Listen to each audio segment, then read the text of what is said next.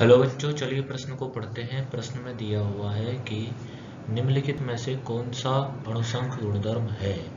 तो इसमें विकल्प नंबर 1 दे रखा है हिमांक, दूसरा क्वथनांक, तीसरा वाष्प दाब, चौथा परासरण दाब।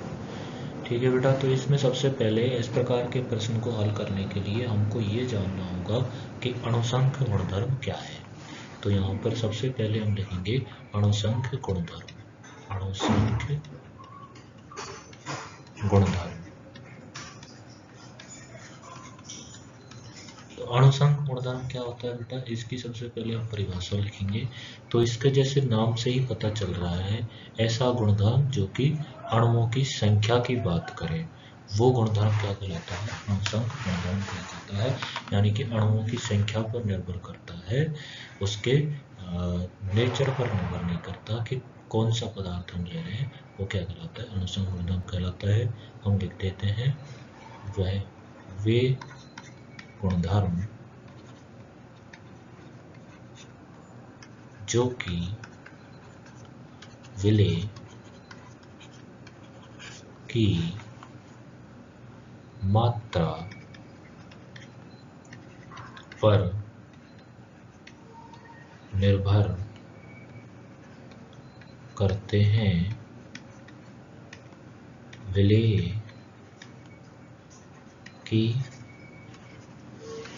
प्रकृति पर नहीं, अणुसंख गुणधर्म कहलाते हैं। अणुसंख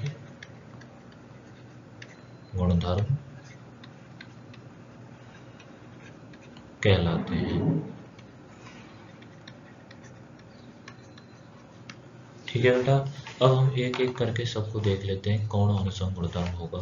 तो जैसे बेटा हमारे पास ऑप्शन नंबर 1 में दिया हुआ है हिमांक, विकल्प नंबर 1 में दे रखा है हिमांक। तो बेटा हिमांक के बारे में आपको पता है, यदि मैं वाटर का हिमांक लिखूं यानी कि पानी का हिमांक लिखूं, तो ये तो होता है 0 डिग्री सेल्सियस। हिमांक का मतलब होता है वह ताप जिस पर कोई द्रव ठोस में परिवर्तित हो जाता है, क्या कहलाता है, हिमांक कहलाता है। तो यहाँ पर हम लिख सकते हैं वह ताप जिस पर कोई द्रव ठोस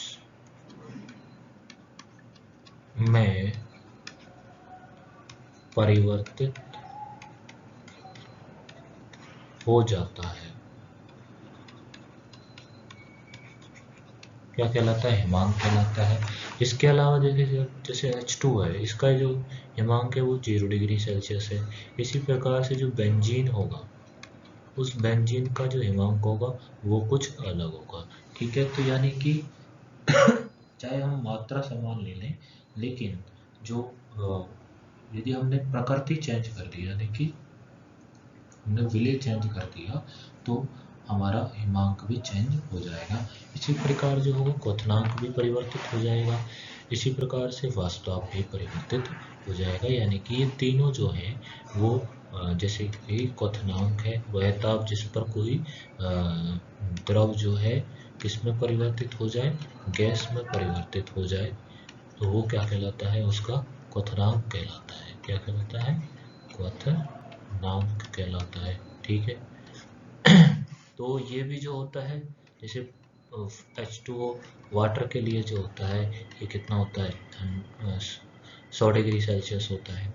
इसके अलावा यदि हम बात करें बेंजीन के लिए, तो बेंजीन के लिए भी ये कुछ अलग होगा, है ना। चाहे हम इसकी मात्रा क्या ले लें, सेम ले लें, ठीक है, मतलब समान ले लें, लेकिन ये जो होंगे वो अलग अलग होंगे। ठीक है बेटा, उसी प्रकार से हम विकल्प नंबर 3 के लिए देख सकते हैं 1 मिनट में।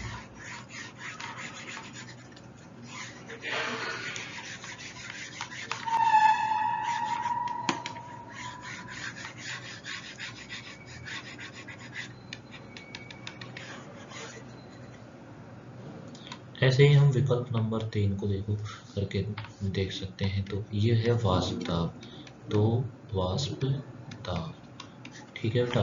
तो ये जो होता है वाष्प दाब, जैसे कि हमारा पानी है, ठीक है, ये कोई एक पात्र है, इसमें हमने पानी को भर के रखा है, तो यहाँ पर ये जो वाष्प दाब होगा ये पानी के लिए क्या होगा, अलग होगा, ठीक है। यहाँ पे वाष्प दाब पानी के लिए मान लो ये x atm है, ठीक है।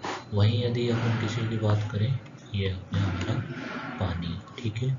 वहीं अपन यदि बेंजीन के लिए बात करें तो ये जो होगा कुछ अलग हो जाएगा, वो मान लेते हैं कितना हो जाएगा, y atm हो जाएगा, y atm,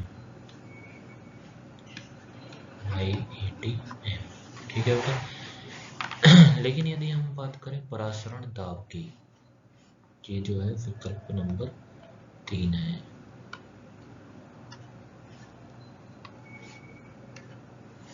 ठीक है। वहीं यदि हम बात करें परासरण दाब की, तो परासरण दाब जो होता है ना, वो समानुपाती होता है कंसंट्रेशन और टेम्परेचर के, सॉरी, सांद्रता और ताप के समानुपाती होता है। C मतलब सांद्रता और T मतलब ताप, ठीक है। तो यहाँ पर सांद्रता जो है ये है, और ताप ये जो होती है विलेय की प्रकृति पर निर्भर नहीं करते, ये विलेय की मात्रा पर निर्भर करते हैं।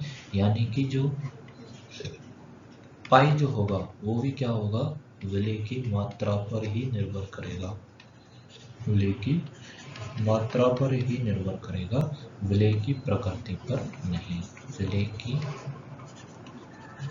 प्रकृति पर नहीं करेगा निर्भर, और ये विलेय की मात्रा पर क्या करेगा, निर्भर करेगा।